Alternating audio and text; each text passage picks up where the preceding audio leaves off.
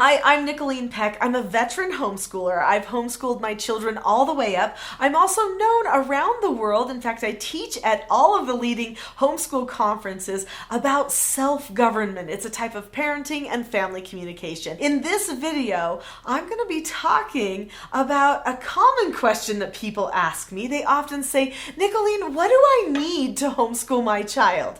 Well, let's talk about that.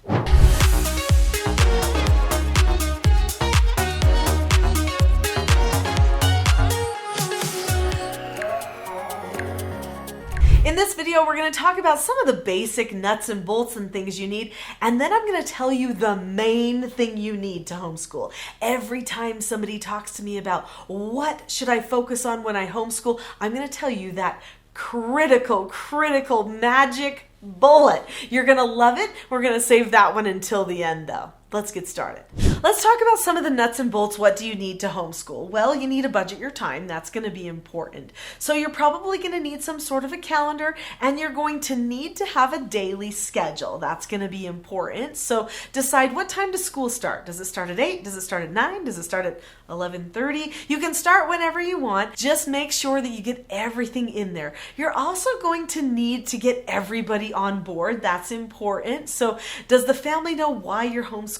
What type of a family you want to become because of this process that you're going through? I often tell people homeschooling was one of the best decisions I ever made, and that is 100% true because our family became something I didn't know was possible. I never knew that a family could be so happy. Do you realize that as a homeschooler, what you are doing is much more than academic? Much more.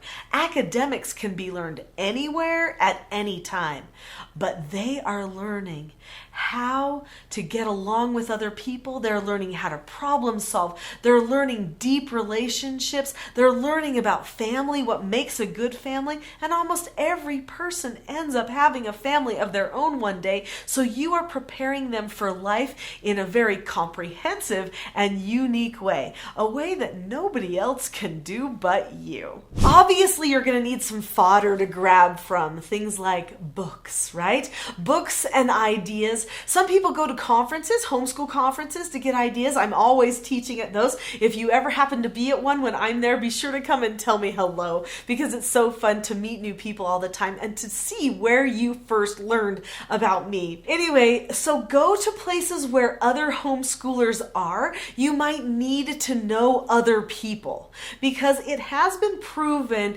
that it is very difficult to maintain homeschooling if you don't know any other homeschoolers. So they say that people have a hard time maintaining a homeschool track and staying optimistic and feeling hopeful about it if they haven't ever talked to any other homeschoolers within a 4-year period. So make sure that you're finding ways online or in person to connect with other homeschoolers. That doesn't mean you have to be homeschooling the same way that they are. However, there are many different ways to homeschool, and you need to be choosing what is best for your family. This brings me to my personal journey with homeschool. I want to share a story with you. So when I started homeschooling, I really didn't know what I was doing. I just knew that my children were needing something more. And I really was focusing mostly on academics. I was doing treatment foster care at the same time as my oldest children were starting to enter school age. So I knew I wanted more time with them as a family too, outside of,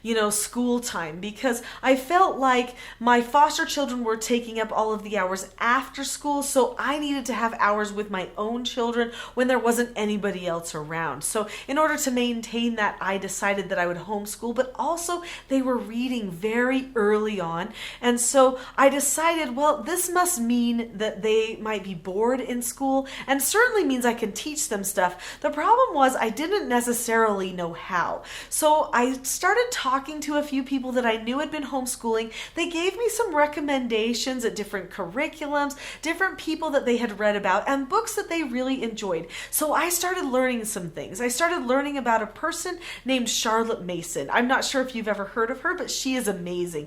You can read her original writings, or you can also read other companion books to her writings, like the Charlotte Mason Companion by Karen Andriola. I love Charlotte Mason's techniques, but I wanted to know even more. When I went to my very first first homeschool convention, there was someone who was speaking about something called leadership education. And this man named Oliver DeMille was talking about the formula that a person needed to create to actually educate a leader. He talked about the difference between conveyor belt education and the type of education that's a competitive education, maybe like private school education. And then he talked about leadership education and how uniquely different that was.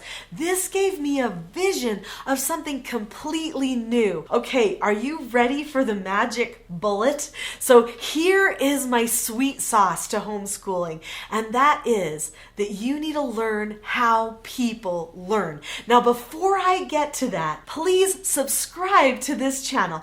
There are videos that come out every single day on this channel, and I don't want you to miss any of them.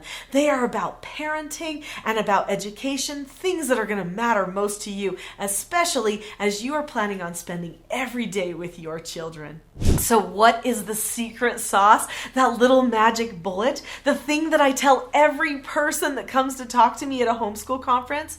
I always say, the thing that you need to learn the very most is you need to learn how people learn. A homeschooler that is going to make the greatest difference in the life of their children is a person who understands how to really reach their hearts and reach their minds. What process a person goes through in development as they are learning through the stages. Do you realize there are different learning stages? There's a first stage that happens between the ages of maybe 0 and 8 years old, and this learning stage is called core phase. I'm taking that from the book A Thomas Jefferson Education by Dr. Oliver DeMille. So Oliver DeMille talked about how during core phase a person learns what's right and wrong, good and bad, true and false, and they learn this through work and play. There's more details I could give you there, but for the brevity of this video, I'm just going to give you that little taste. The next phase of learning is love of learning phase. During this phase, they flit from thing to thing, like a bee flits from flower to flower. They learn this skill, and they want to learn this topic. They don't always finish everything they start learning, I'll tell you that. So this is the time where they decide learning is something they want to do forever. And a wise parent helps them learn to love learning, because you can actually learn everything K through 12 in 4 years if you love learning. Think how much time is wasted on education to a person that is fighting against the learning process. It's crazy. Okay, so after love of learning comes scholar phase. Scholar phase happens generally between the ages of 12 and 18. This is the time when they really get dedicated. They put in more hours, they set personal goals, and they really create a beautiful breadth of education. After scholar phase comes depth phase. This is usually their college journey or the time where they're gaining a lot of work experience and they're progressing so that they can really contribute something to the world. Then the final phase is mission phase. That's the phase I'm on. The time where you're giving back to everybody else because you recognize you've learned enough along the way to deliver some new information to other people in a way that they can understand. So mission phase is the very end. Many people are starting on their homeschool journey going, I'm not sure I'm in mission phase. Well, when I started homeschooling my children, I wasn't in mission phase either. At the very beginning of my homeschool journey, I was probably still in love of learning phase. I think I had my core pretty down. I understood what was right and wrong, good and bad, true and false, but we never stopped developing there. But I had to develop my own love of learning again. I have to admit, after all my years of matriculated education, I did not really own it for myself. Not until I was the teacher and needed to give it to somebody else. This meant I had to control myself. So another part of this secret sauce of learning how people learn is learning how people can control themselves. If you're going to create a good environment where a person can learn, then you would be wise to employ the methods of self-government. When a person learns self-control, then they can teach themselves anything. They give themselves instructions. They give themselves no answers. They keep to a schedule, and they will accomplish their learning goals. Did you know that you cannot teach your children anything, that may be news to you, but hopefully it decreases the pressure you might be feeling as a potential homeschool parent. Everyone must choose to learn something. You can present information, you can provide an environment that's engaging and inspiring, but they have to choose to learn. They have to choose to take the information in and do something with it. It is up to them. So the best thing you can do is teach them self-mastery.